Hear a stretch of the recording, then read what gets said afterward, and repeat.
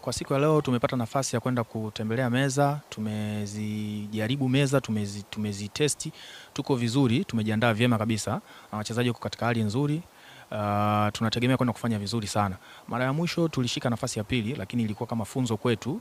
Tumekwenda kufanya kazi yale makosa ambayo tulikuwa tumeyafanya hapo nyuma, kwa hiyo tunategemea kwenda kufanya vizuri sana. Kocha amekuwa akitusisitiza sana kwenye swala la kufanya makosa madogo madogo ambayo tulikuwa tukiyafanya na ndio yamesababisha sisi tukufungwa. Kwa hiyo tumejitahidi sana kuyafanyia kazi hayo makosa. Sana sana ni kwenye kuzingatia lag, na kuhakikisha kila shot ni shot ya muhimu sana, kutokudharau shot. Kwa siku ya leo, kwa sababu ilikopo mazoezi madogo madogo ya kunyosha mikono, kwa maana siku zimeshakusha, kama hivyo mashindano yanaanza kesho kutwa. Kwa maana leo ilikuwa mazoezi madogo madogo tu ya kunyosha mwili na kunyosha mikono, ili mradi kuweka usawa wa mwili na utayari wa mashindano. Meza obvious kwa upande wao South Africa, niwape pongezi kwenye hilo, kwa sababu meza zao zinakuwa nzuri. Hata ukizingatia yale mashindano yaliyopita, meza zilikuwa nzuri na zote zinafanana kwa ubora ule ule wa hali ya juu. Pia same na za mwaka huu, kwa sababu tulienda jana usiku tukaziona meza tukaona hakuna utofauti na zile zilizopita.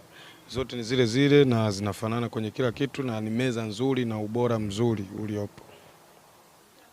Kwanza ninachosema kuhusu timu ya wanawake kupata fursa ya kushiriki katika mashindano haya ya Afrika, kwa sababu katika kipindi kirefu tulikuwa tumekosa nafasi. Hapa katikati imepatikana fursa, lakini ilipatikana fursa kwa timu ya wanaume pekee, kwa sababu pia zilikuwa ni sababu za kiuchumi na sponsorship.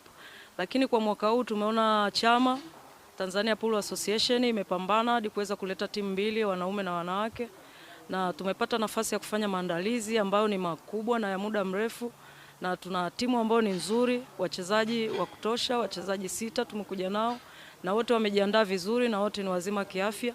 Tunaamini kabisa kwamba tutafanya vizuri, na hiyo nafasi ambayo tumeipata kwa kuaminiwa na chama pamoja na serikali, nadhani tutaitumia vizuri na kupeleka ubingwa nyumbani.